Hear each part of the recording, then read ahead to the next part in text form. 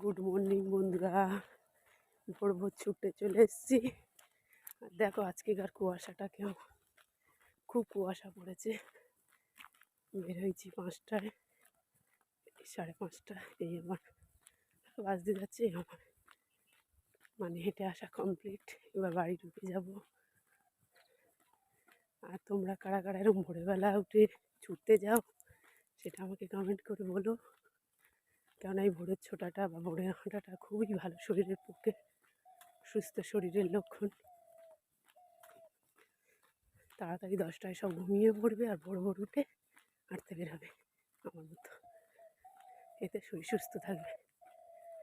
আর তোমরা কারা কারা এরকম ছুটতে পারো সেটা কমেন্টে বলো। আমি রোজ ভোরে উঠি, তোমরা আমার সঙ্গে ভোরে ওঠো, ছুটতে পারো। চলে এসছি, বাড়ি ঢুকে যাব।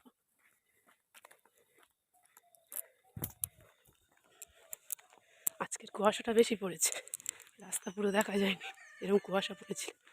তবে কুয়াশা পড়লেও বেলায় রোদ মানে খুব গরম লাগবে, তবে সকালবেলা উঠলে শরীরটা খুব ভালো লাগে।